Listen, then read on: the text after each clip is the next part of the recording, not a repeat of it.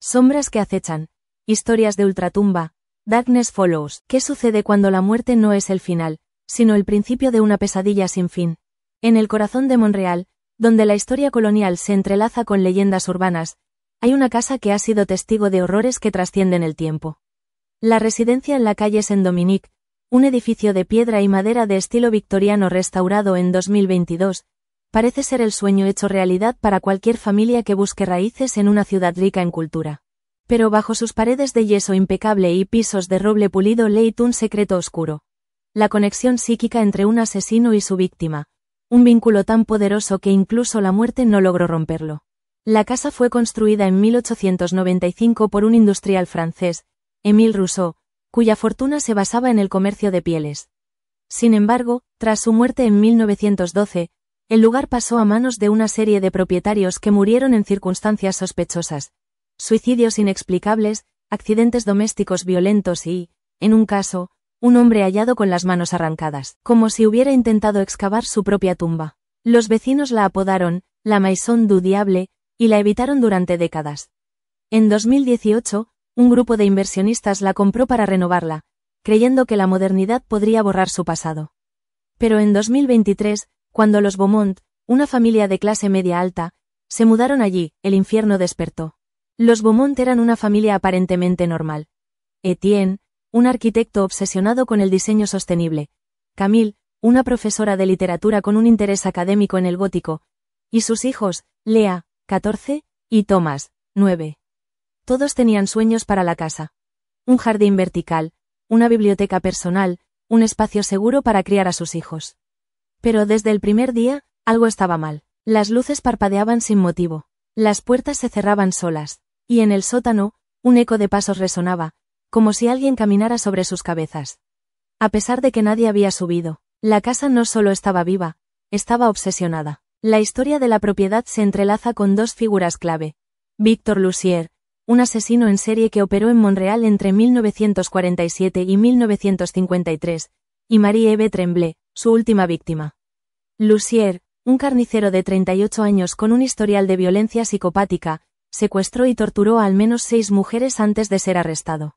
Según los registros policiales, confesó haber matado a Marie-Ève en la casa de la calle Saint-Dominique, donde la enterró en el sótano. Pero su cuerpo nunca fue encontrado. En su juicio, Lussier afirmó que la joven lo poseía, que su espíritu lo seguía y le susurraba órdenes para matar. Lo declararon loco y lo ejecutaron en 1954. Sin embargo, los investigadores modernos han descubierto que Lussier y Marie-Ève compartían un vínculo sobrenatural. Un trauma colectivo. Ambos habían sido abandonados en la infancia y criados en el mismo orfanato, el Institut des Enfants Oubliés, donde sufrieron abusos físicos y emocionales. Allí, según documentos históricos, un sacerdote exorcista realizó rituales satánicos con niños problemáticos, buscando liberar sus demonios. Algo salió mal. Un ritual fallido creó una conexión psíquica entre Victor y Marie-Ève, una cuerda invisible que los unió incluso después de la muerte. Cuando los Beaumont comenzaron a experimentar fenómenos inexplicables, buscaron respuestas.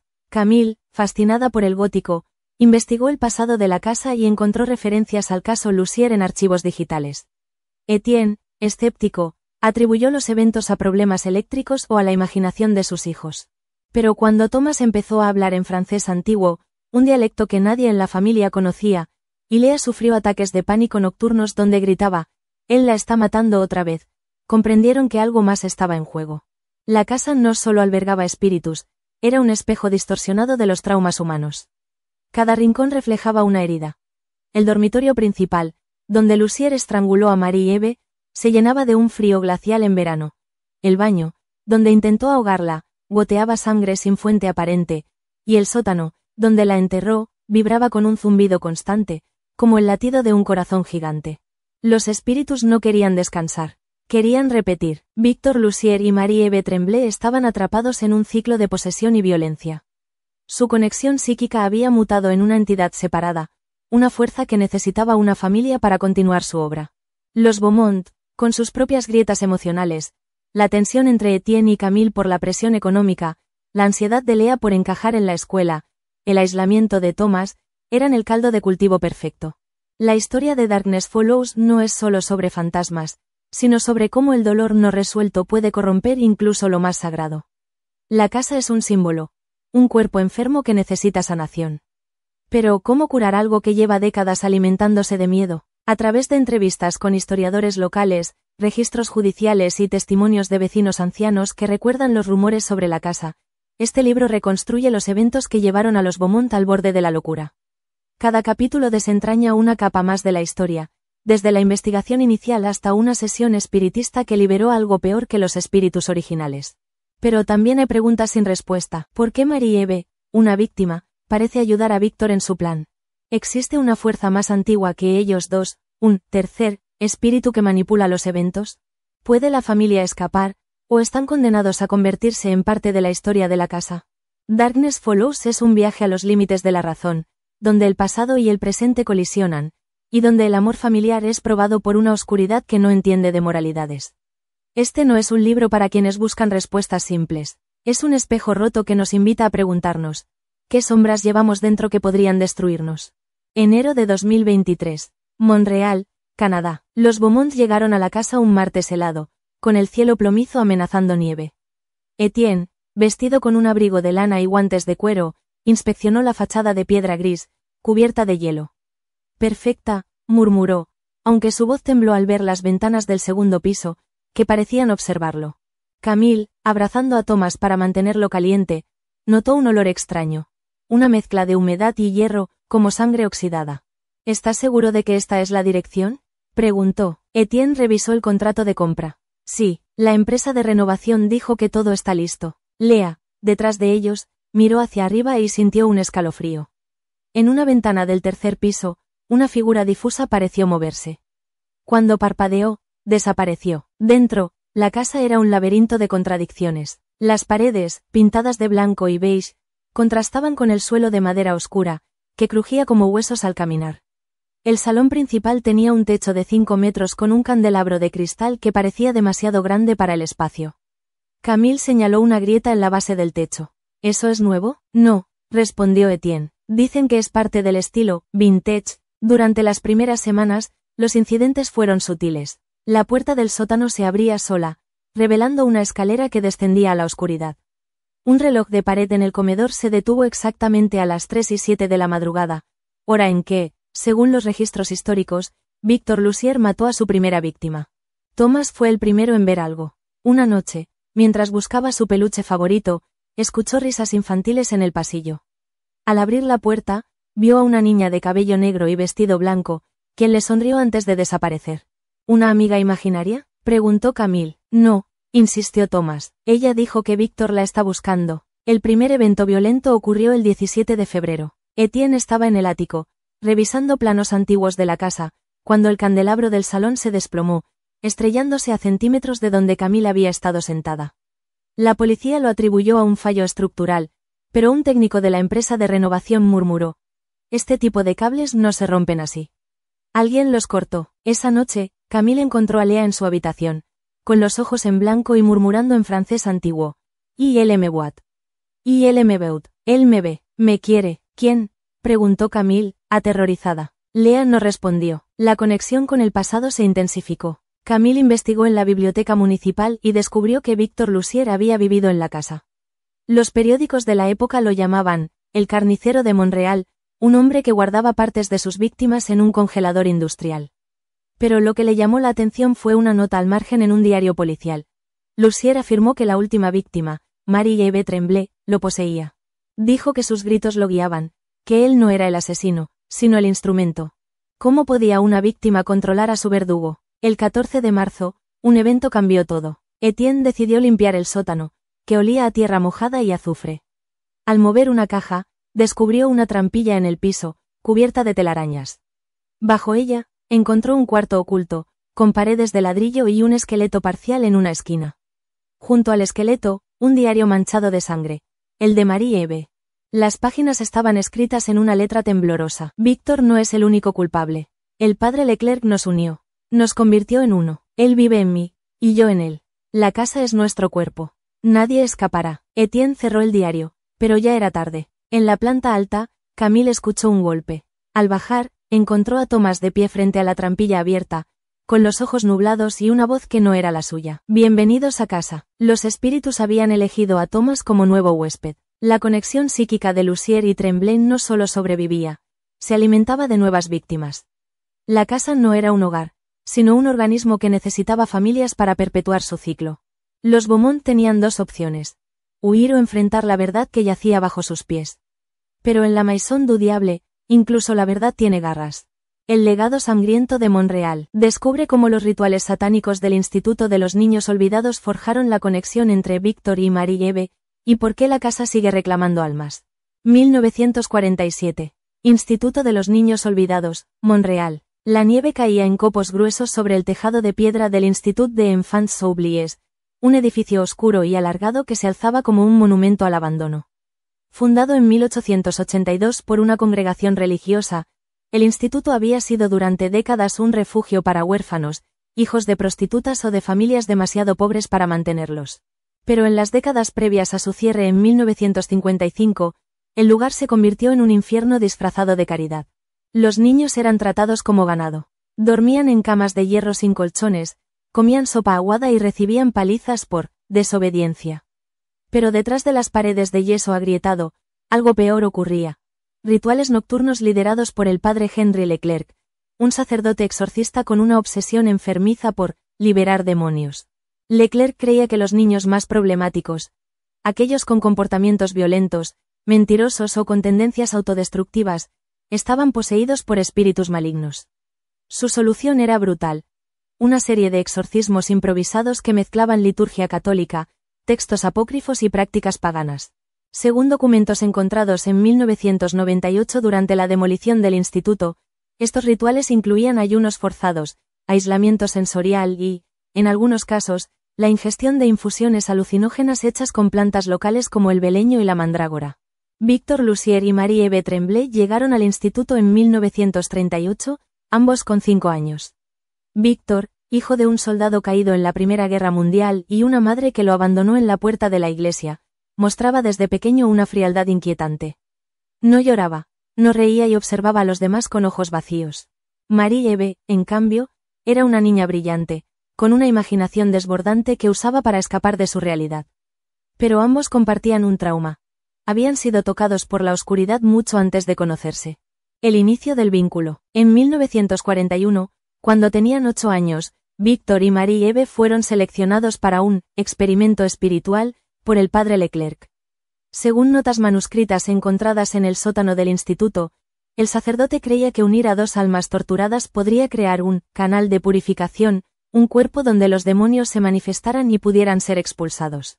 La ceremonia tuvo lugar en una habitación subterránea sin ventanas, con muros de ladrillo y un altar improvisado hecho de madera podrida. Victor y Marie-Eve fueron atados a sendas sillas, con las muñecas unidas por una cuerda empapada en agua bendita. Leclerc, vestido con una túnica negra y un crucifijo invertido, recitó en latín fragmentos del Rituale Romanum, el manual oficial de exorcismos, junto con invocaciones a entidades desconocidas. Los demonios habitan en el dolor, murmuró mientras vertía vino tinto sobre sus cabezas. Solo el dolor puede expulsarlos. Durante horas, los niños fueron sometidos a gritos, golpes y preguntas interminables sobre sus pecados. Victor permaneció en silencio, pero Marie-Eve lloró y suplicó misericordia. Al final, Leclerc declaró que el ritual había fracasado. Los demonios no se van. Se quedan, y crecen. El nacimiento de la entidad. Las secuelas del ritual marcaron a ambos para siempre. Victor desarrolló una aversión extrema al contacto humano, pero también una fascinación morbosa por el sufrimiento ajeno. Empezó a mutilar animales en el patio trasero del instituto, guardando las partes en frascos que etiquetaba con nombres de santos. Marie-Eve, por su parte, comenzó a hablar en sueños, describiendo escenas de violencia que nunca había presenciado. Los cuidadores los separaron, temiendo que se corrompieran mutuamente. Pero algo había cambiado. Victor y Marie-Eve ya no eran dos personas, sino una dualidad.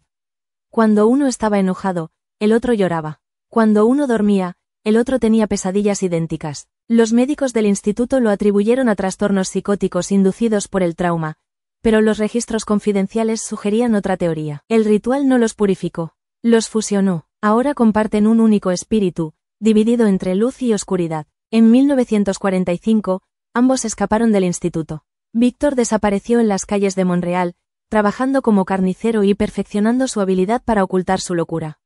Marie-Eve fue adoptada por una familia de clase media, pero su nueva vida fue breve. En 1947, a los 14 años, fue secuestrada por Víctor, quien la llevó a la casa de la calle Saint-Dominique. La casa como testigo. La residencia en la calle Saint-Dominique no fue elegida al azar. Víctor, ahora adulto, recordaba haberla visto de niño durante una excursión escolar.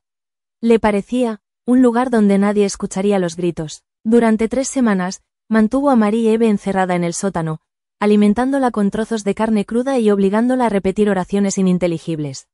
Según los testimonios de vecinos que sospecharon algo, Víctor salía a comprar provisiones y regresaba con bolsas ensangrentadas, aunque insistía que eran para el negocio. El 14 de abril de 1947, Marie-Eve murió.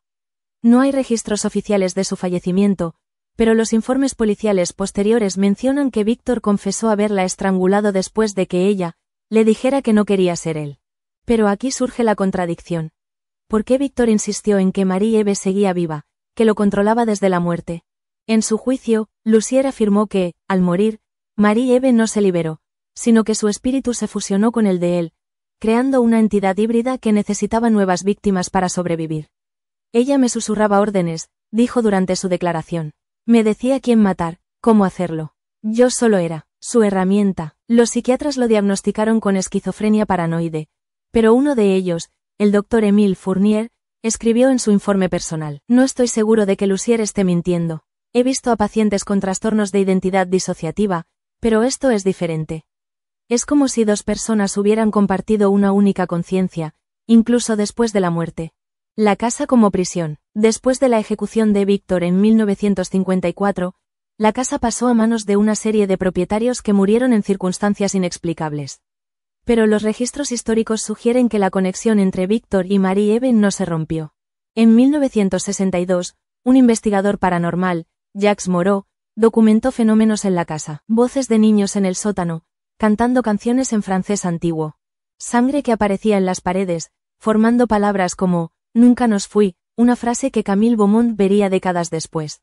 Una figura femenina vista en el 3er piso, con un vestido blanco y cabello negro, que desaparecía al acercarse. Moreau concluyó que la casa no era un lugar, sino un cuerpo, habitado por la entidad de Víctor y Marie-Eve. La casa es su cárcel y su templo, escribió. Necesitan nuevas almas para mantenerla viva. La llegada de los Beaumont. Cuando los Beaumont firmaron el contrato de compra en 2023, no sabían que estaban aceptando un contrato con algo más antiguo que la propiedad misma. La casa los eligió por una razón. Sus propias grietas emocionales los hacían vulnerables. Etienne, obsesionado con controlar el espacio físico, ignoraba los signos de alarma porque creía que podía domar la casa con tecnología y diseño. Camille, fascinada por el gótico, buscaba una historia que contar, pero no esperaba que la historia la eligiera a ella. Lea, luchando con la presión social, era susceptible a la influencia de Marie-Eve, quien parecía empatizar con su ansiedad. Y Thomas, el más joven, era el eslabón débil.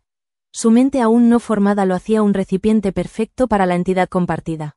La posesión de Thomas no fue un accidente, fue una repetición del ritual del Instituto de los Niños Olvidados, una forma de recrear la conexión original. La casa necesitaba un nuevo vínculo, una nueva dualidad, para continuar su ciclo. ¿Qué pasó con el tercer espíritu? En la introducción, se planteó una pregunta crucial. ¿Existe una fuerza más antigua que Víctor y Marie-Eve? ¿Un tercer espíritu que manipula los eventos? Las pistas están en los detalles. El olor a hierro que sintieron los Beaumont al entrar, el zumbido en el sótano que no corresponde a ninguna fuente eléctrica, y la frase, nunca nos fui, que parece escrita por alguien que no es Marie-Eve. En los archivos del Instituto de los Niños Olvidados, hay una referencia a un tercer niño involucrado en el ritual de 1941. Un niño llamado Lucien Dufresne, de 10 años, que murió durante la ceremonia. Según las notas de Leclerc, Lucien fue el primero en recibir el espíritu, pero su cuerpo no pudo contenerlo. Murió con los ojos abiertos y una sonrisa que no desapareció ni después de su muerte. Algunos investigadores creen que Lucien no murió realmente, sino que se fusionó con la energía del ritual, convirtiéndose en un guardián de la conexión entre Víctor y Marie-Eve. Su espíritu, o lo que queda de él, podría estar detrás de los eventos actuales, asegurándose de que el ciclo continúe. El ciclo que no termina. La casa no es solo un lugar de muerte, Es un organismo psíquico que se alimenta de traumas no resueltos. Cada familia que entra se convierte en parte del ritual, una pieza que debe sacrificarse para mantener viva la conexión. Los Beaumont están atrapados en este ciclo, pero aún tienen una oportunidad: entender el pasado para romperlo. Si pueden descubrir la verdad sobre Lucien Dufresne y el verdadero propósito del ritual de Leclerc, tal vez puedan liberar a Victor y Marie-Eve, o condenarse para siempre. El Pacto de los Muertos explora el ritual fallido del padre Leclerc, la muerte de Lucien Dufresne y cómo los espíritus de los 3 niños se fusionaron para crear una entidad que aún hoy busca nuevas víctimas. 1941. Instituto de los Niños Olvidados, Montreal. La habitación subterránea olía a humedad y miedo. Las velas negras titilaban en candelabros de hierro, proyectando sombras que danzaban como criaturas vivas. El padre Henry Leclerc, vestido con una túnica rota y un rosario invertido, observaba a los 3 niños atados a las sillas de madera. Victor Lussier, de 8 años, permanecía inmóvil, con los ojos fijos en el suelo. Marie-Eve Tremblay, también de 8, temblaba, sus labios moviéndose en una plegaria silenciosa. Y entre ellos, Lucien Dufresne, de 10 años, miraba al techo con una sonrisa que no parecía pertenecerle. Lucien había sido elegido por accidente. Originalmente, Leclerc planeaba un ritual de 2 niños, pero un error administrativo lo incluyó en la lista. Era un chico callado, de cabello rubio y piel pálida, que rara vez hablaba y nunca lloraba. Los cuidadores del instituto lo consideraban extraño, aunque nadie sabía por qué. Algunos decían que podía predecir eventos antes de que ocurrieran, otros, que sus ojos cambiaban de color cuando estaba enfadado. Leclerc, sin embargo, vio en Lucien algo más. Un recipiente vacío, listo para ser llenado. El ritual fallido. El padre Leclerc comenzó la ceremonia con una invocación en latín. Veni, tenebrae, venid, sombras, recibid a estos niños como ofrendas. Que sus almas sean purificadas por el dolor. Victor y Marie-Eve fueron amarrados con cuerdas empapadas en agua bendita, mientras Lucien permanecía libre, sentado frente a ellos. Leclerc le entregó una daga de plata oxidada y le ordenó: corta el cordón que los une. Libéranos de su contaminación. Lucien no respondió. En cambio, tomó la daga y se cortó la palma de la mano. La sangre goteó sobre los pies de Victor y Marie-Eve, formando un círculo rojizo en el suelo de piedra. Entonces, la habitación cambió. Las velas se apagaron, y un sonido como de alas gigantes llenó el espacio. Victor sintió un calor en su pecho, como si algo estuviera creciendo dentro de él. Marie-Eve gritó, no de dolor, sino de terror. Veía su propio rostro reflejado en los ojos de Lucien. Leclerc intentó detener el ritual, pero ya era tarde. Lucien se puso de pie, su voz resonando con un eco múltiple. No soy yo, soy todos, soy el puente. De repente, Lucien cayó al suelo, convulsionando. Su cuerpo se retorció como si algo lo estuviera arrancando desde adentro. Los gritos de Marie-Eve se mezclaron con risas de Victor, quien no entendía por qué reía. Cuando Leclerc lo revisó, Lucien estaba muerto. Pero su sonrisa permanecía, incluso después de que los médicos confirmaran su fallecimiento. La verdad sobre Lucien. Los archivos del instituto no mencionan a Lucien Dufresne en ningún informe oficial. Sin embargo, en 1998, durante la demolición del edificio, se encontró un diario escondido en una pared falsa. Pertenecía a una enfermera llamada Marguerite Lavoie, quien escribió: Lucien no era un niño común. Llegó al instituto sin documentos, sin pasado. Decía que su madre lo abandonó porque ya no era humano. Nadie lo creyó, pero ahora pienso que tenía razón. El ritual no lo mató. Lo liberó. El diario revela que Lucien había sido poseído desde los 5 años por una entidad desconocida, una fuerza que se alimentaba de la conexión entre almas dañadas. Su presencia en el ritual no fue casualidad. Era el catalizador necesario para fusionar a Victor y Marie-Eve en una única conciencia compartida. Cuando Lucien murió, su espíritu no se fue. En cambio, se integró en la conexión entre Victor y Marie-Eve, convirtiéndose en un tercer ojo, una entidad que observaba y manipulaba el vínculo. La entidad compartida. Después del ritual, Victor y Marie-Eve desarrollaron una relación simbiótica. Cuando Victor cometió sus primeros asesinatos en 1947, Marie-Eve, aún viva, sentía el dolor de las víctimas como si fuera suyo. Pero no podía detenerlo.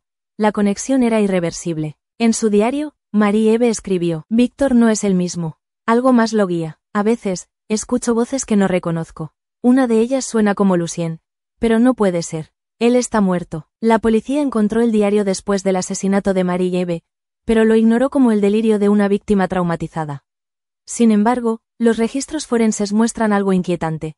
Las heridas en el cuerpo de Marie-Eve no coincidían con las declaraciones de Víctor. Algunas eran demasiado precisas, como si hubieran sido hechas por alguien con experiencia médica. Otros detalles, como la posición de los dedos de la víctima, formando un símbolo de la Iglesia Católica, sugerían una intención ritualística ajena a Víctor. La casa como cuerpo. La casa en la calle Saint-Dominique no solo fue elegida por Víctor por su aislamiento. Según los mapas históricos de Montreal, el terreno donde se encuentra fue un cementerio indígena en el siglo XVIII, un lugar sagrado donde las tribus locales enterraban a sus chamanes.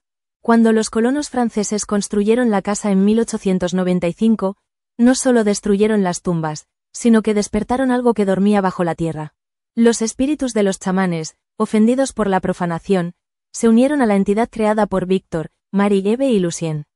La casa se convirtió en un organismo psíquico, un cuerpo donde las tres conciencias, y la fuerza ancestral, coexistían. Los vecinos de la época reportaron fenómenos extraños, luces en las ventanas que se movían solas, voces de niños cantando canciones en una lengua que nadie reconocía, un olor a quemado que aparecía sin fuente aparente. En 1912, un sacerdote local intentó bendecir la casa, pero huyó aterrorizado. No hay demonios aquí, dijo. Solo, hambre. La llegada de los Beaumont. Cuando los Beaumont se mudaron en 2023, la casa reactivó su ciclo. Pero esta vez, la presencia de Thomas, el hijo menor, alteró el equilibrio. Thomas no solo fue poseído por Víctor y Marie-Eve, también sintió la influencia de Lucien.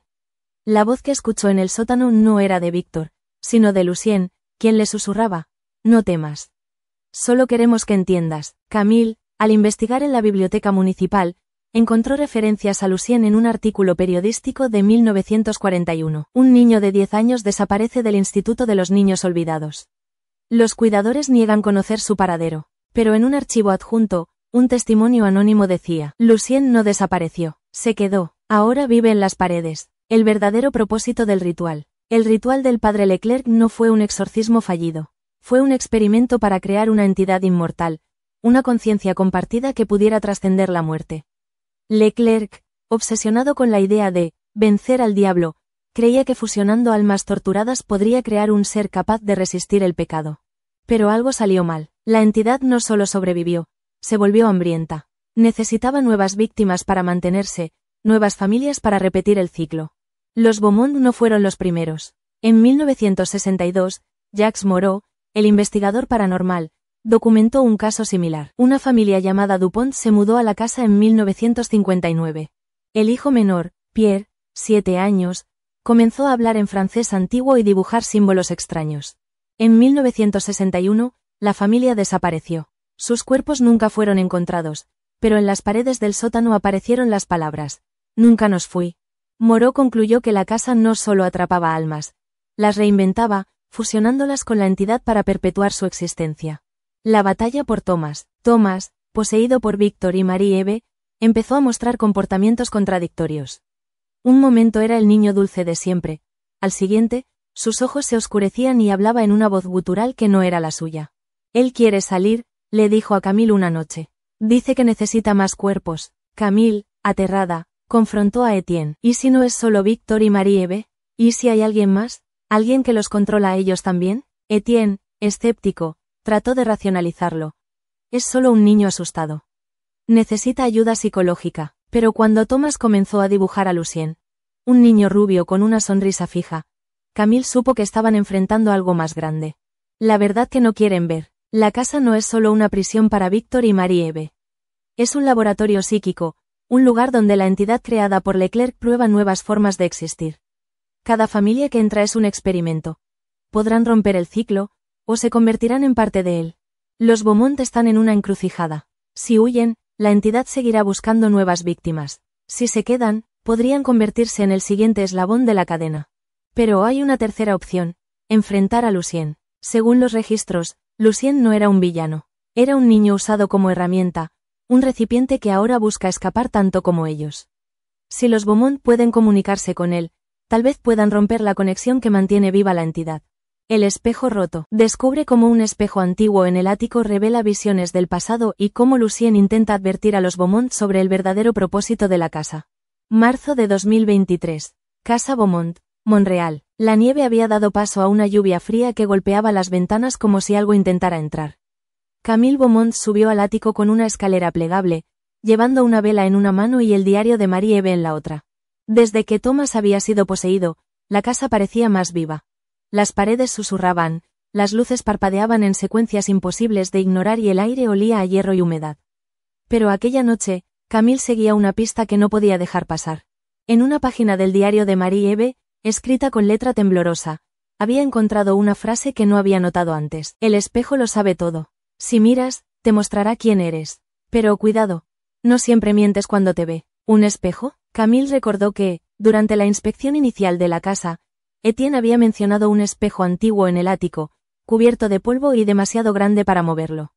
Nadie le había prestado atención, pero ahora, subió los últimos peldaños y abrió la puerta del ático. El aire era denso, como si estuviera cargado de electricidad estática. Frente a ella, en una esquina oscura, el espejo la esperaba. El espejo que no debería existir. El marco era de madera tallada, con símbolos que Camille no reconoció. Círculos entrelazados, cruces invertidas y lo que parecía ser un ojo abierto en el centro. El vidrio, aunque opaco por el polvo, brillaba con un resplandor interno, como si algo detrás de él estuviera observando. Camille limpió la superficie con la manga de su suéter. Al primer toque, el espejo emitió un sonido agudo, como el chillido de una rata agonizando. La vela en su mano se apagó. Entonces, vio algo moverse. No era su reflejo, era Victor Lussier, de pie en un cuarto oscuro, con sangre en las manos. Su boca se movía, pero no emitía sonido. Detrás de él, una figura femenina. Sin duda Marie-Eve. Estaba arrodillada, con los ojos cerrados y los labios moviéndose en una plegaria silenciosa. La imagen cambió. Ahora era Lucien Dufresne, de pie frente a una pared de piedra, sonriendo con esa sonrisa fija que había aterrorizado a los cuidadores del instituto. Su voz resonó en la cabeza de Camille, clara y fría. No soy el guardián, soy la puerta, y tú estás abriéndome. Camille retrocedió, pero el espejo la atrajo como un imán. Su reflejo apareció, pero no era ella. Era una versión más joven, con cabello negro y ojos vacíos, la misma expresión que había visto en las fotos de Marie-Eve. ¿Qué eres?, preguntó Camille en voz alta. El espejo respondió con una palabra. Verdad, las visiones que no deben verse. Camille bajó a buscar a Etienne y a los niños, pero la casa había cambiado. Las puertas se cerraban solas, los pasillos se alargaban y las escaleras parecían llevar a lugares diferentes cada vez que las pisaba. Finalmente, encontró a Etienne en la cocina, revisando cables eléctricos. Tenemos que hablar, dijo, con voz temblorosa. Etienne la miró, notando el miedo en sus ojos. ¿Qué pasa ahora? El espejo. No es solo un espejo. Muestra cosas, imágenes del pasado, de Víctor, de Marie-Eve, incluso de Lucien. Etienne frunció el ceño. ¿Lucien? ¿Quién es Lucien? Camille le contó todo. El ritual del Instituto de los Niños Olvidados, la muerte de Lucien, la teoría de que su espíritu se había fusionado con Víctor y Marie-Eve para crear una entidad psíquica. Si el espejo puede mostrar el pasado, tal vez podamos entender cómo detener esto, dijo Camille. O tal vez nos vuelva locos, respondió Etienne. Pero fue Lea quien los convenció. Yo también lo vi, dijo, con voz baja. ¿Qué viste?, preguntó Camille. Lea tembló. A mí, pero no era yo, era alguien más, alguien que quería hacer daño. La prueba del espejo. Decidieron probar el espejo juntos. Subieron al ático, con Thomas aferrado a la mano de Camille. El niño había estado callado desde su posesión, pero ahora murmuraba palabras ininteligibles. Cuando se pararon frente al espejo, este reaccionó de inmediato. Las imágenes fluían como una película distorsionada. El ritual del instituto, 1941, Lucien cortándose la palma, Víctor y Marie-Eve unidos por la sangre, Leclerc gritando en latín mientras el cuerpo de Lucien convulsionaba. El asesinato de Marie-Eve, 1947, Víctor estrangulándola en el dormitorio principal, sus ojos abiertos en un momento de comprensión, como si hubiera entendido que no podía escapar. La familia Dupont, 1961, Pierre, el hijo menor, dibujando símbolos en las paredes del sótano mientras sus padres gritaban, la palabra, nunca nos fui, apareciendo en sangre. Pero entonces, el espejo mostró algo nuevo. Una figura desconocida, vestida con una túnica oscura, de pie en el sótano de la casa. No era Víctor, ni Marie-Eve, ni Lucien. Era alguien más. La voz de Lucien resonó en sus mentes. Él es el verdadero dueño. El que nos hizo así. La verdad sobre el espejo. El espejo no era solo un objeto. Era un portal psíquico, una herramienta creada por el padre Leclerc durante el ritual de 1941. Según los registros encontrados en el diario de Marie-Eve, Leclerc había obtenido el espejo de un coleccionista de artefactos ocultos en París, quien le advirtió: este espejo no muestra el mundo, muestra el alma, usa solo para los dignos. Pero Leclerc no era digno. Usó el espejo para purificar a los niños, creyendo que revelaría sus demonios internos. En cambio, el espejo absorbió las almas de Víctor, Marie-Eve y Lucien, fusionándolas en una entidad que ahora habitaba la casa. El espejo no solo mostraba el pasado, mostraba el presente y el futuro, dependiendo de quién lo mirara. Para Camille, reveló su conexión con Marie-Eve.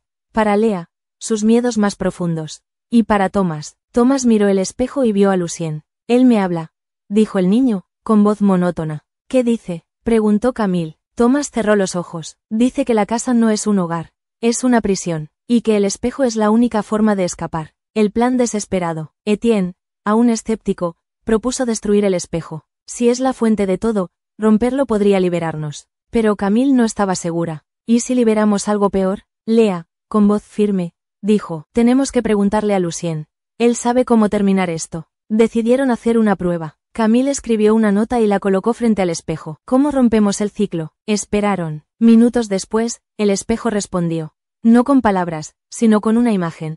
Una mano rompiendo el espejo, mientras las figuras de Víctor, Marie-Eve y Lucien desaparecían en una nube de luz.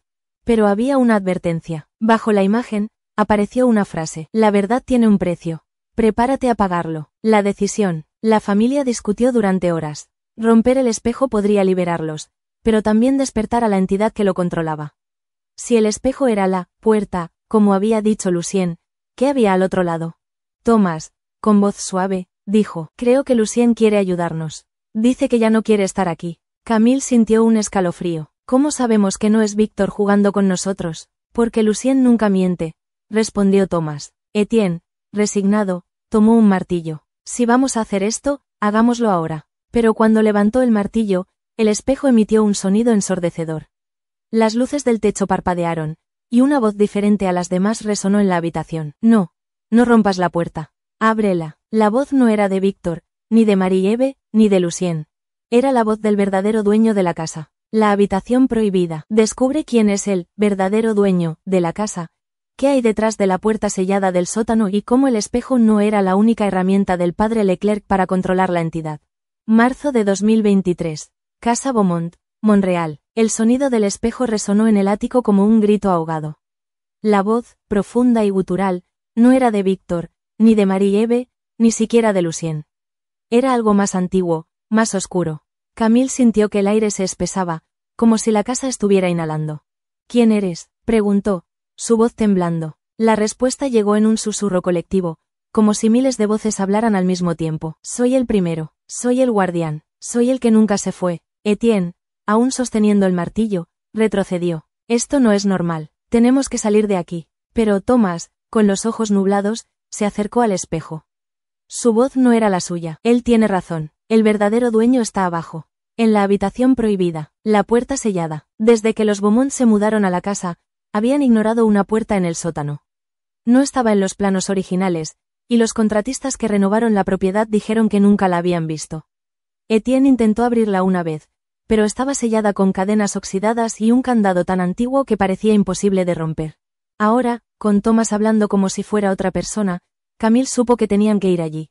Bajaron al sótano con una escalera de mano, una lámpara de mano y el diario de Marie-Eve. El aire era más frío que nunca, y el suelo de piedra estaba húmedo, como si alguien hubiera derramado agua recientemente. Frente a ellos, la puerta esperaba. Las cadenas estaban intactas, pero el candado estaba abierto. ¿Quién lo abrió?, preguntó Lea, aferrándose a la manga de su madre. Nadie, respondió Etienne, con voz ronca. Empujaron la puerta. Crujió, pero se abrió sin resistencia. El pasaje subterráneo. Lo que encontraron no era una habitación, sino un pasaje. Una escalera de piedra descendía hacia la oscuridad, con paredes de ladrillo cubiertas de símbolos grabados con algo que parecía sangre seca.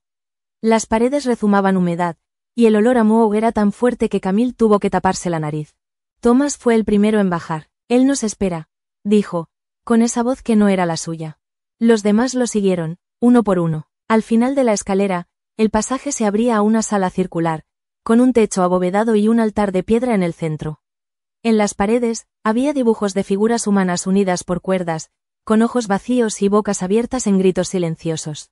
Y en el suelo, un círculo de huesos humanos. El legado del padre Leclerc. Camille reconoció algunos de los símbolos. Eran los mismos que había visto en el espejo. Pero había otros, más antiguos, que no podía identificar. Esto es, un lugar de culto, murmuró Etienne. Lea señaló una placa de metal oxidada en la pared, con una inscripción en latín. Hic habitat veritas, hic nascitur tenebrae. Aquí habita la verdad, aquí nace la oscuridad. Camille tradujo en voz alta. ¿Qué significa?, preguntó Etienne. Significa que este lugar no solo es un ritual. Es el origen. Thomas caminó hacia el altar. Sus manos temblaban, pero su expresión era tranquila. Leclerc vino aquí, dijo. ¿Cómo lo sabes?, preguntó Camille. Porque él lo dejó todo listo. El espejo, la casa, nosotros, la verdadera historia de Leclerc. Los registros históricos decían que el padre Henry Leclerc murió en 1952, 3 años antes de que Victor Lussier fuera ejecutado. Pero en el diario de Marie-Eve, Camille encontró una entrada que contradecía esa historia. Leclerc no se fue, se quedó. Dijo que su cuerpo era solo un recipiente, que cuando muriera, su alma viviría en la casa, que seguiría trabajando para liberar a los demonios. No puede ser, dijo Etienne. Pero es verdad, respondió Camille. La voz de Thomas resonó con fuerza. Leclerc no está muerto, está aquí, en nosotros, en la casa. De repente, el altar emitió un sonido, como el latido de un corazón gigante.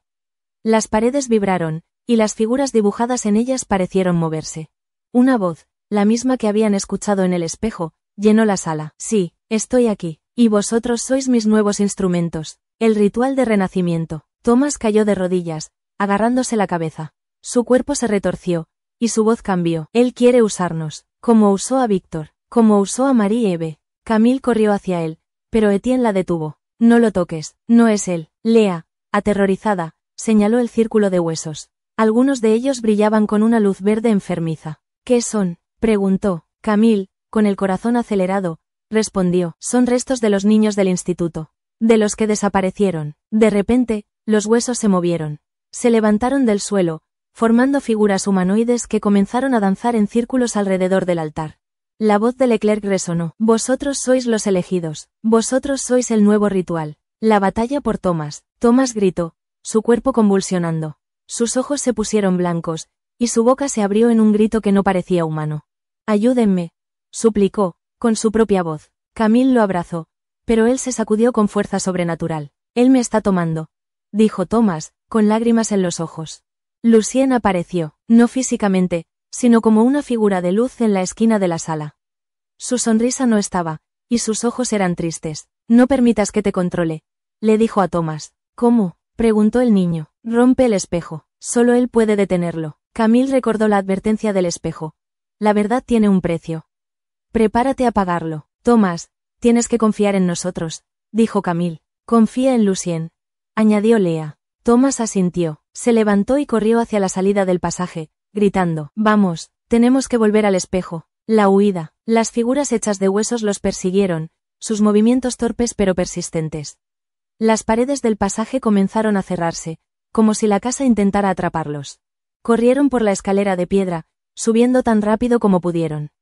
Detrás de ellos, la voz de Leclerc rugió. No escaparéis, sois parte de mí. Cuando llegaron al ático, Thomas tomó el martillo de Etienne. ¡Rápido!, gritó Camille. Thomas levantó el martillo y lo estrelló contra el espejo. La explosión fue cegadora. Un destello de luz blanca llenó la habitación, seguido de un sonido como el de una tormenta eléctrica. Las ventanas se rompieron, y el techo tembló. Y entonces, silencio, el final del ciclo. El espejo estaba roto. Los fragmentos brillaban en el suelo, reflejando no sus rostros, sino imágenes del pasado. Víctor, Marie-Eve, Lucien y Leclerc. Pero ahora, todos miraban con paz. Lucien apareció una última vez, sonriendo como antes. Gracias, dijo. ¿Está terminado?, preguntó Lea. Lucien asintió. La casa ya no es su prisión. Ahora es su descanso. Thomas, exhausto, se sentó en el suelo. Ya no lo escucho. Camille lo abrazó. Estamos a salvo. Pero Etienne, mirando por la ventana rota, preguntó. ¿Y la casa? ¿Qué pasará con ella? La respuesta llegó en forma de una brisa suave, como un suspiro. La casa exhaló. La verdad que quedó. Una semana después, los Beaumont abandonaron la casa. No pudieron venderla, Ningún agente inmobiliario quería tocarla. Pero tampoco pudieron quemarla. Cuando intentaron llamar a la policía, las llamadas no se conectaron. La casa sigue allí, vacía, silenciosa, pero en el sótano, bajo el polvo, hay una nueva inscripción en la pared del pasaje. La verdad tiene un precio. Lo pagamos, que nadie más lo haga. Y en el espejo roto, si uno mira con atención, puede ver 3 figuras sonriendo en la distancia.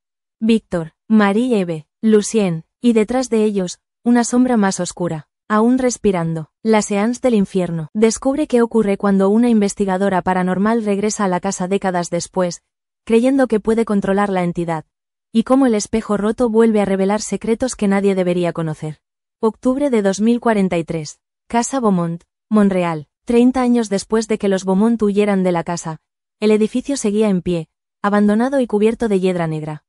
La nieve del invierno anterior había dejado un manto de hielo en las ventanas, y el techo mostraba grietas que amenazaban con derrumbarse. Pero para Dr. Elise Moreau, investigadora paranormal y descendiente de Jacques Moreau, el historiador que documentó los eventos de 1962, la casa era una oportunidad única, probar que la entidad que habitaba allí no solo existía, sino que podía ser controlada. Elise, de 38 años, era una figura reconocida en el mundo de lo sobrenatural.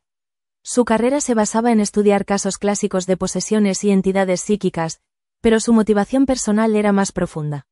Su abuelo, Jacques Moreau, había muerto en 1999 bajo circunstancias sospechosas, dejando un diario incompleto con notas sobre la casa de la calle Saint-Dominique.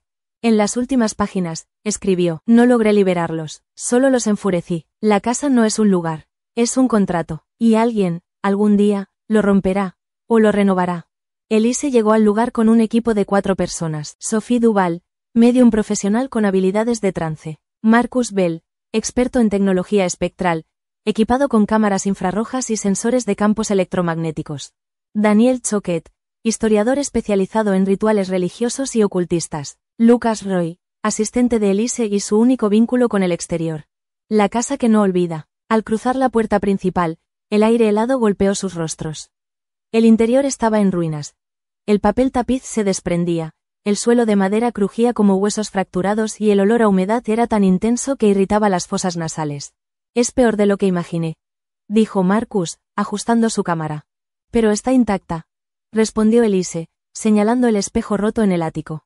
El espejo, aunque fragmentado, seguía en su marco. Los trozos de vidrio reflejaban imágenes distorsionadas, sombras que se movían, rostros que no deberían estar allí.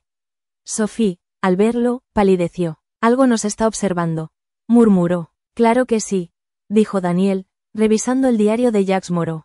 La casa no solo recuerda, reclama. Preparativos para la séance. Elise decidió realizar una séance en el sótano, donde el círculo de huesos y el altar de piedra aún permanecían. Usaron velas negras, sal, y un grabador de voz para capturar cualquier fenómeno. Sophie se sentó en el centro, con los ojos cerrados y las manos sobre una mesa de madera. ¿Estás lista?, preguntó Elise. No, pero debemos hacerlo, respondió Sophie. Elise comenzó. En nombre de los vivos y los muertos, invocamos a las entidades que habitan este lugar. Víctor Lussier, Marie-Eve Tremblay, Lucien Dufresne. ¿Están aquí? Un viento frío entró por las ventanas rotas, apagando las velas.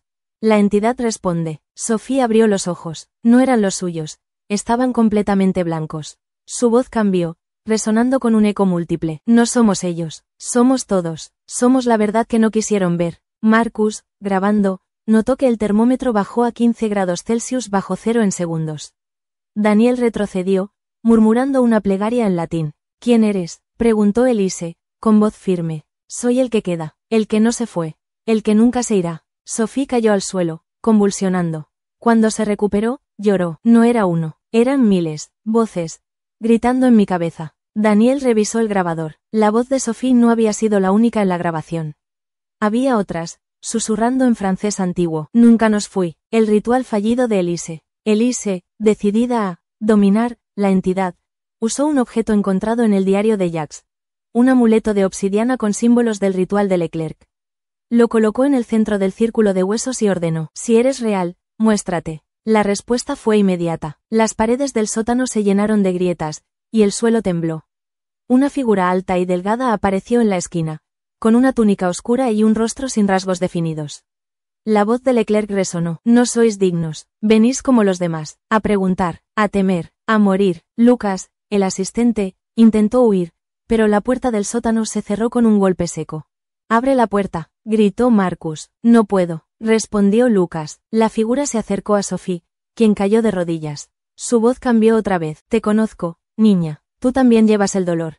Te usaremos, Sophie gritó, y su cuerpo se arqueó hacia atrás, como si algo la estuviera poseyendo. El regreso del espejo. Marcus, desesperado, tomó una pieza del espejo roto. Al tocarla, vio visiones. Víctor estrangulando a Marie-Eve, pero con los ojos de Lucien. Leclerc realizando el ritual, diciendo, no son dos, son tres, y el tercero es el amo. Los Beaumont rompiendo el espejo, pero con una figura desconocida sonriendo en la distancia.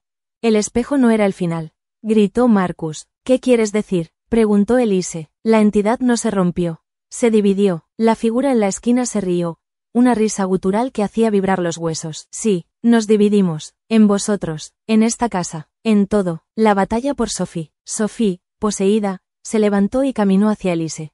Sus labios se movieron con una voz que no era la suya. ¿Querías controlarnos? Ahora eres parte de nosotros. Elise retrocedió, pero Sophie la agarró del brazo. Un dolor intenso atravesó su cuerpo, y vio flashes de su propio pasado. Su abuelo, Jacques, escribiendo el diario, con lágrimas en los ojos.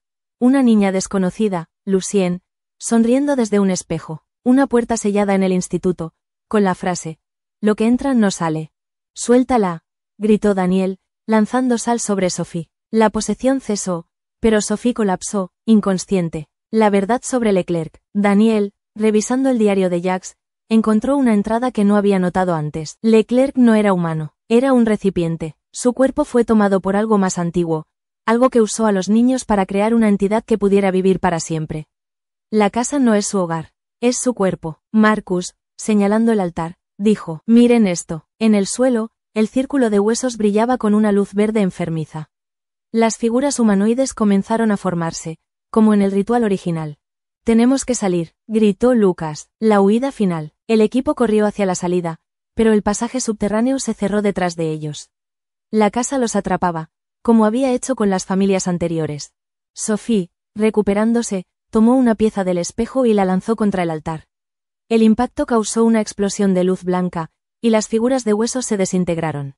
Funcionó, gritó Marcus, pero Leclerc, o lo que quedaba de él, apareció una última vez. No escaparéis, volveréis, todos volvéis. La luz desapareció, y la casa quedó en silencio. Los cuatro sobrevivieron, pero ninguno fue el mismo. Sophie perdió la capacidad de hablar. Marcus dejó su carrera y se retiró a un monasterio. Daniel publicó un libro que nadie creyó. Y Elise regresó al instituto de investigación, pero en sus notas finales escribió, no logramos romper el ciclo. Solo lo prolongamos. La casa sigue reclamando. Y yo, siento su voz en mis sueños. Un año después, Elise desapareció. Su cuerpo nunca fue encontrado, pero en su computadora, se descubrió un último archivo de audio. Soy parte de ellos ahora. La casa no es un lugar, es una promesa. Y yo la cumplí. Y en el espejo roto, si uno mira con atención, puede ver una nueva figura entre las sombras. El grito en el sótano. Descubre qué ocurre cuando un grupo de adolescentes decide explorar la casa abandonada en 2063, creyendo que es solo un mito urbano. Y cómo el espejo roto vuelve a revelar secretos que nadie debería conocer. Octubre de 2063. Casa Beaumont, Montreal. La casa seguía allí, como un cadáver petrificado por el tiempo. 35 años después de la desaparición de Elise Moreau, sus muros seguían cubiertos de hiedra negra, las ventanas rotas y el techo parcialmente colapsado. Pero para Alex Vignolt, de 17 años, era solo un mito urbano más. La Maison du Diable, un lugar donde los fantasmas de un asesino y su víctima atraían a los curiosos para matarlos. Alex y sus amigos, Noemí, 16, Malik, 18, y Clara, 17, habían crecido escuchando historias sobre la casa. En la escuela, los profesores advertían que nadie que entrara salía ileso. Pero para los adolescentes, era una oportunidad. Grabar un vídeo de exploración urbana para TikTok, ganar millones de vistas y probar que no tenían miedo. Llegaron al atardecer, con cámaras GoPro, linternas y una botella de vino barato para romper el hielo. Alex, con su chaqueta de cuero y actitud de líder, fue el primero en cruzar la puerta rota. ¿Alguien tiene miedo?, preguntó, riendo. Solo si hay arañas, respondió Noemí, ajustando su mochila. No sabían que la casa ya los había elegido. La casa que no olvida. Dentro, el aire olía a moho y hierro. El suelo de madera crujía bajo sus pies, y las paredes estaban cubiertas de grafitis hechos por generaciones de intrusos. En el salón principal, un candelabro caído bloqueaba parte del camino, y en el techo, una grieta en forma de ojo parecía observarlos. Clara, la más escéptica del grupo, señaló un letrero oxidado en la pared. No pases, la verdad tiene un precio. ¿Alguien más piensa que esto es un montaje? Preguntó, pero Malik, revisando su teléfono, notó algo extraño. No hay señal, ni GPS, es como si estuviéramos atrapados. Alex lo ignoró y subió al ático, donde encontró el espejo roto. Los fragmentos brillaban con una luz verde enfermiza, y en uno de ellos, vio su reflejo. Pero no era él. Era un niño con cabello rubio y una sonrisa fija. ¿Quién eres?, preguntó en voz alta. La respuesta llegó en forma de un grito agudo que resonó desde el sótano. El grito que no debería existir. El sonido era inconfundible. Un grito de mujer, agudo y desesperado, como si alguien estuviera siendo asesinado. Pero no venía de ningún lugar específico, parecía salir de las paredes, del suelo, del aire mismo. ¿Escucharon eso?, preguntó Noemi, pálida. Es solo el viento, dijo Alex, aunque su voz tembló. Decidieron bajar al sótano para investigar. La puerta estaba abierta, a pesar de que los registros históricos decían que había sido sellada tras la desaparición de Elise Moreau. Al bajar, encontraron el altar de piedra, el círculo de huesos y las figuras humanoides dibujadas en las paredes. Pero algo había cambiado. Asterisco asterisco, el círculo de huesos brillaba con una luz verde, y en el centro, había una nueva pieza. Un hueso de un cráneo humano, con una inscripción en latín. Nunca nos fui. Clara se acercó, fascinada. Esto es artefacto real, podría valer una fortuna. Pero cuando lo tocó, el suelo tembló. La entidad despierta. Un viento frío invadió el sótano, apagando las linternas. Las paredes vibraron, y el grito se repitió, esta vez más cerca. Salgamos de aquí, gritó Malik, pero la puerta del sótano se cerró con un golpe seco. Alex, aún sosteniendo su cámara, enfocó el espejo roto. En uno de los fragmentos, vio a Lucien Dufresne, sonriendo con esa sonrisa que nunca desaparecía.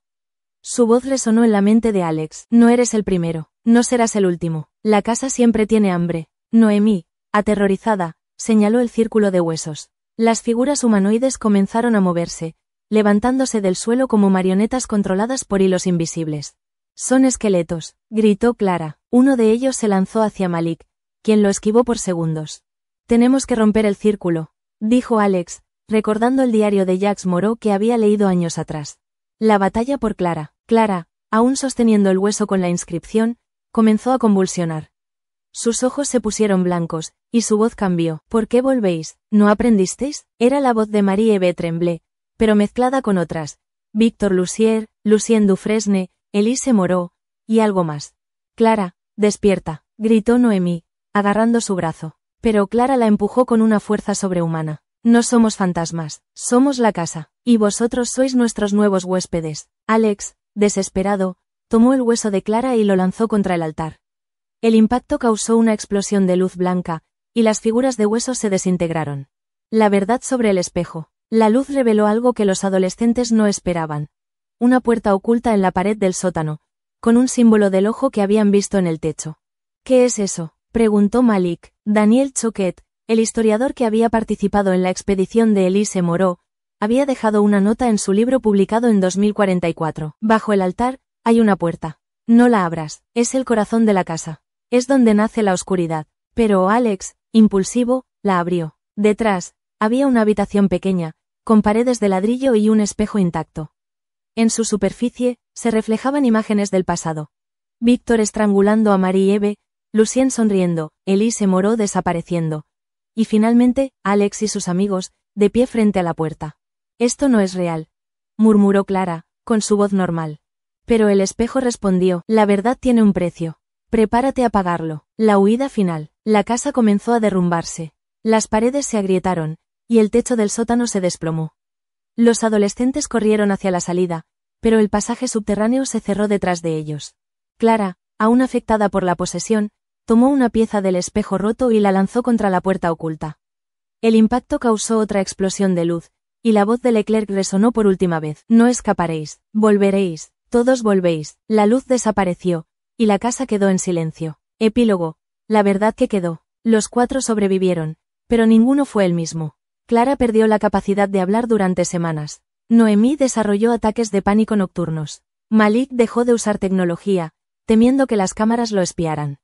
Y Alex regresó a la escuela, pero en sus cuadernos, escribió: no logramos romper el ciclo. Solo lo prolongamos. La casa sigue reclamando. Y yo, siento su voz en mis sueños. Un año después, Alex desapareció. Su cuerpo nunca fue encontrado, pero en su computadora, se descubrió un último archivo de audio. Soy parte de ellos ahora. La casa no es un lugar. Es una promesa. Y yo la cumplí. Y en el espejo roto, si uno mira con atención, puede ver una nueva figura entre las sombras.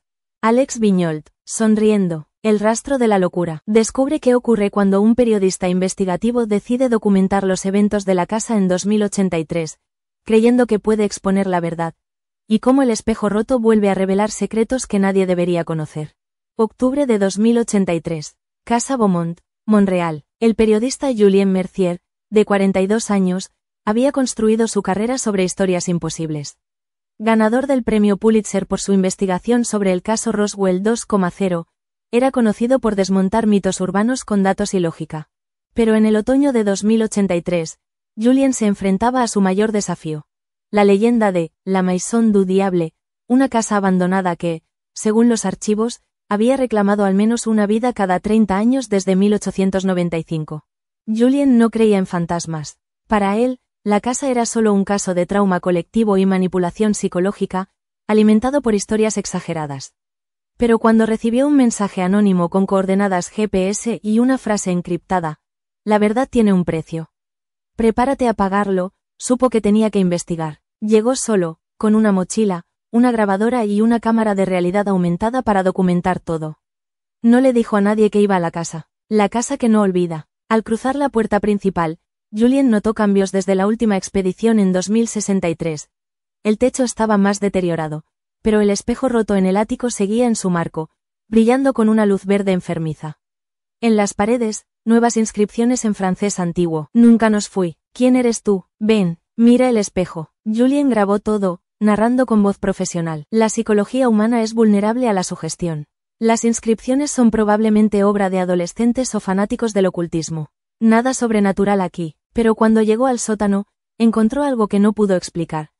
El círculo de huesos estaba intacto, pero había un nuevo cráneo en el centro, con una inscripción en latín: Alexander Vigneault, 2063.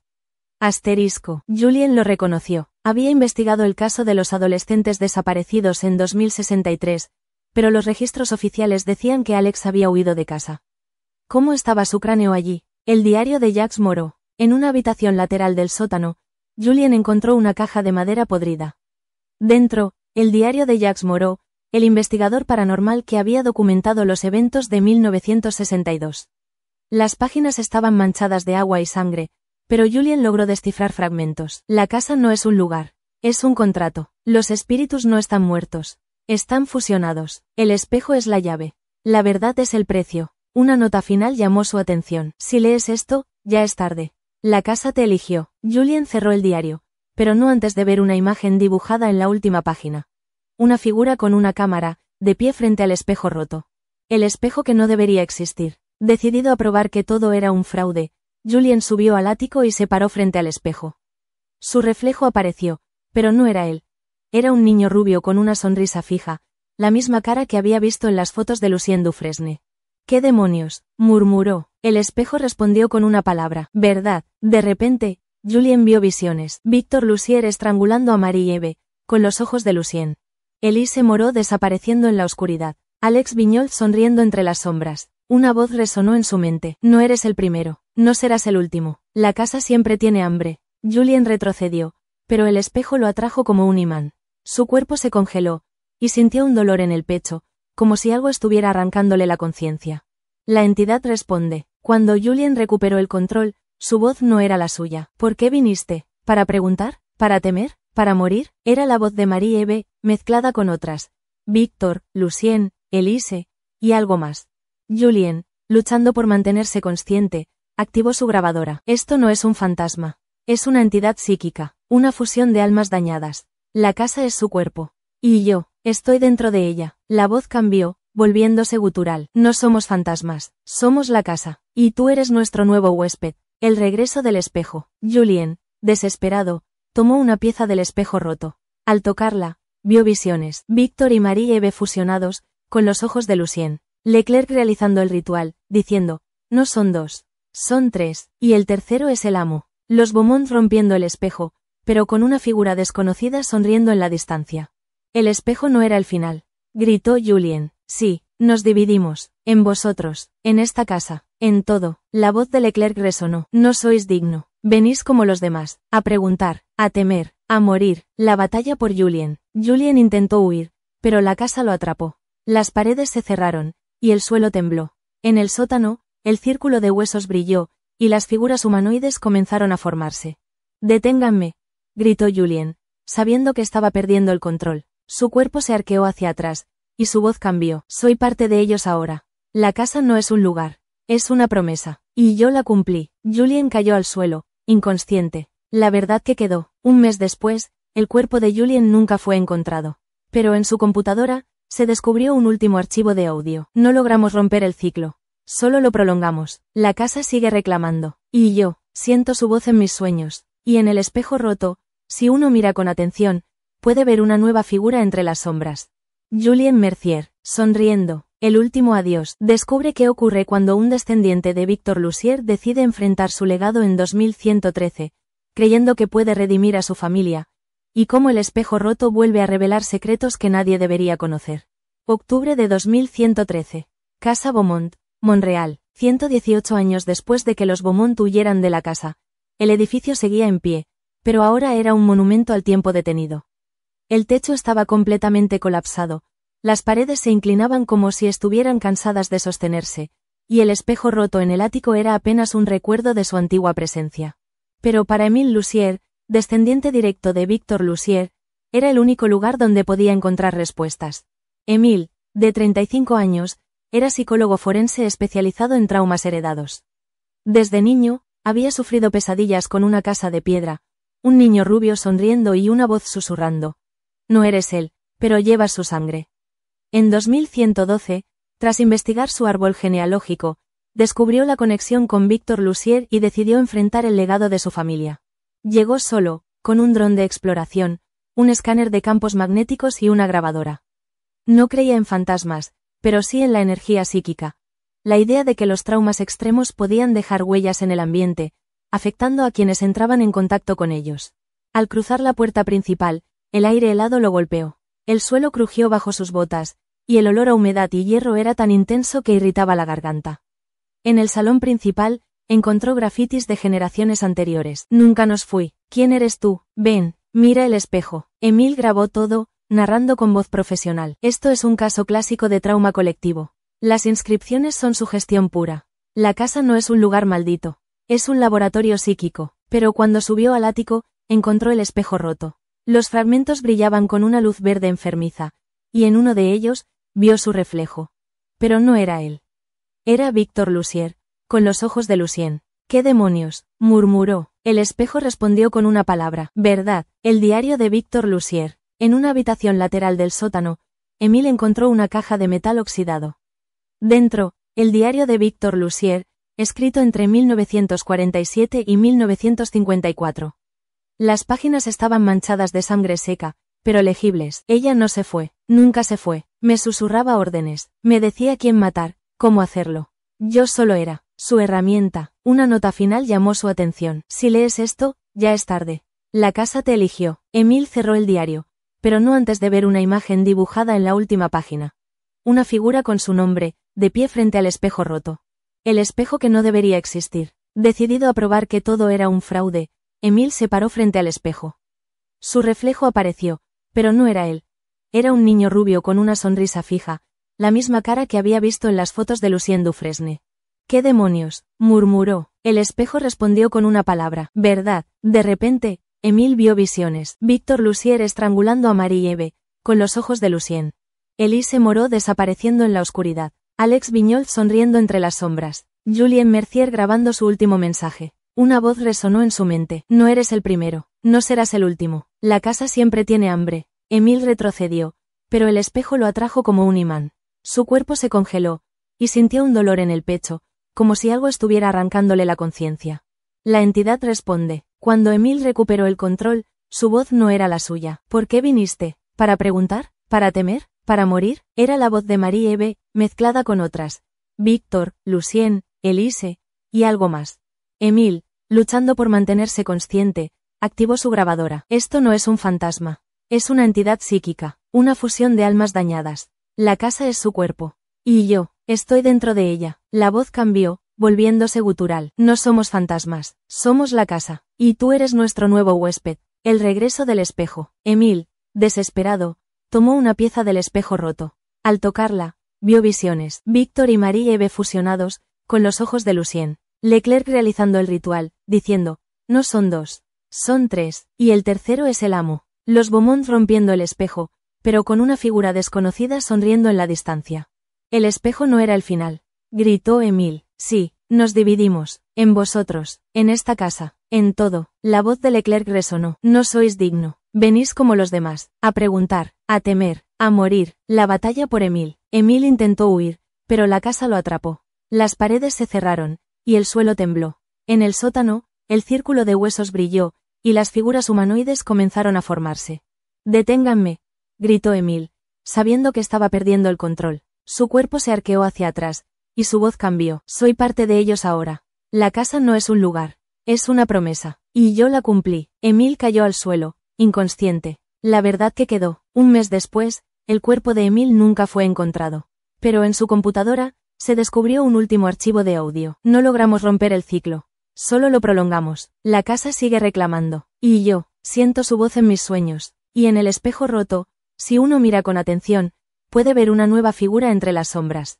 La oscuridad que permanece. Descubre qué ocurre cuando un grupo de arqueólogos decide excavar los cimientos de la casa en 2143, creyendo que pueden encontrar evidencia física de la entidad, y cómo el espejo roto vuelve a revelar secretos que nadie debería conocer.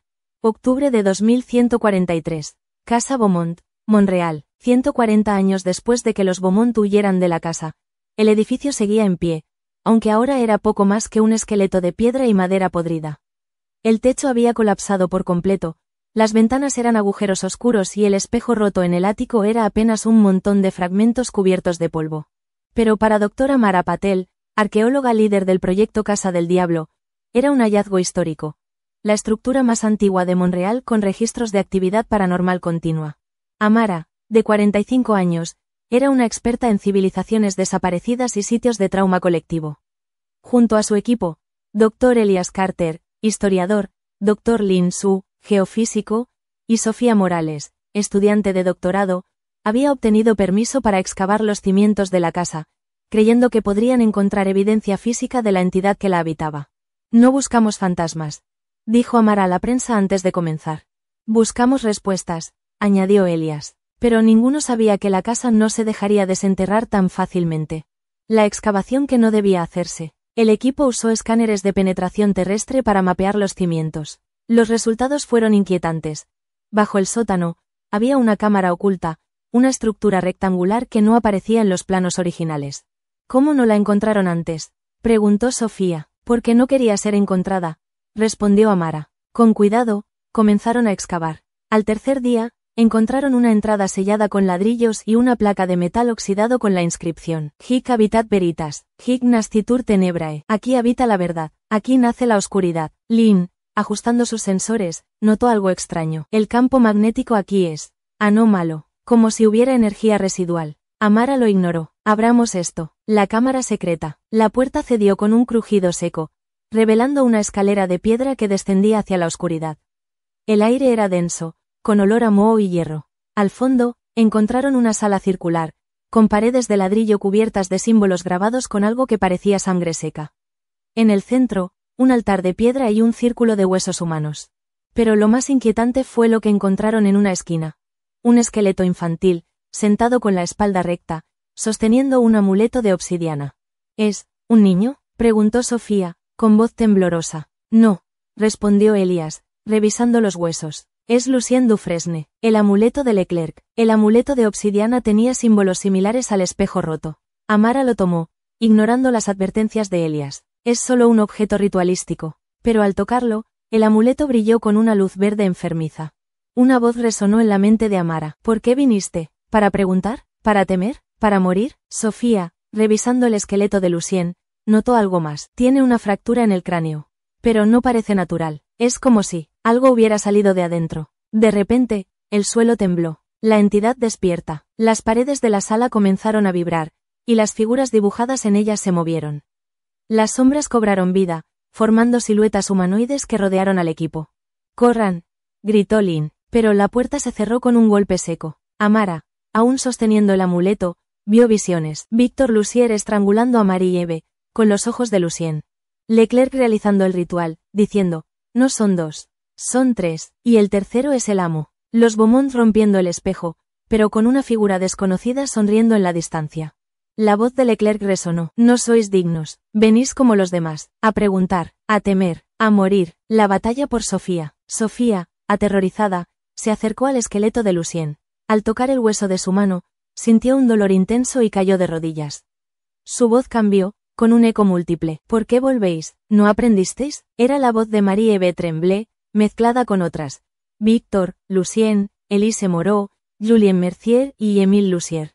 «Sofía, despierta», gritó Amara, agarrando su brazo. Pero Sofía la empujó con una fuerza sobrehumana. «No somos fantasmas, somos la casa, y vosotros sois nuestros nuevos huéspedes». Lynn, desesperado, tomó el amuleto y lo lanzó contra el altar. El impacto causó una explosión de luz blanca, y las figuras de sombra se desintegraron. La verdad sobre la entidad. La luz reveló algo que los arqueólogos no esperaban. Una puerta de piedra en la pared del fondo, con un símbolo del ojo que habían visto en el techo. Elias, revisando sus notas, recordó algo del diario de Jacques Moreau. «Bajo el altar, hay una puerta. No la abras, es el corazón de la casa. Es donde nace la oscuridad». Pero Amara, impulsiva, la abrió. Detrás, había una habitación pequeña, con paredes de ladrillo y un espejo intacto. En su superficie, se reflejaban imágenes del pasado. Víctor y Marie-Eve fusionados, Lucien sonriendo, Elise Moreau desapareciendo. Y finalmente, Amara y su equipo, de pie frente a la puerta. «Esto no es real», murmuró Sofía, con su voz normal. Pero el espejo respondió, «La verdad tiene un precio. Prepárate a pagarlo». La huida final. La casa comenzó a derrumbarse. Las paredes se agrietaron, y el techo del sótano se desplomó. El equipo corrió hacia la salida, pero el pasaje subterráneo se cerró detrás de ellos. Sofía, aún afectada por la posesión, tomó una pieza del espejo roto y la lanzó contra la puerta oculta.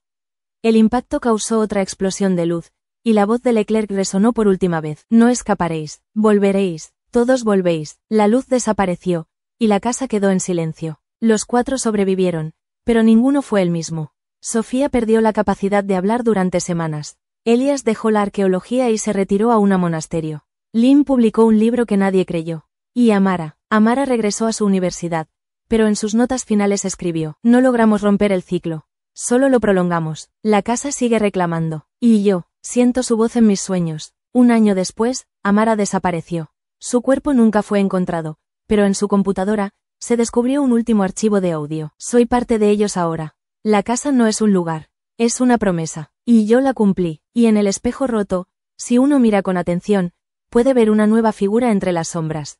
La oscuridad que permanece. La casa en la calle Saint-Dominique sigue en pie, aunque nadie la habita. Los registros oficiales la declaran en ruinas, pero los mapas satelitales muestran que el techo se ha reconstruido solo. Las paredes, aunque agrietadas, parecen sostenerse por una fuerza invisible. En 2173, un grupo de adolescentes intentará explorarla, creyendo que es solo un mito urbano. Pero la casa los está esperando, porque la oscuridad nunca se fue, solo se escondió. Fin de la serie. Historias de ultratumba. Algunas casas no son hogares, son prisiones, y algunas almas no descansan, solo esperan.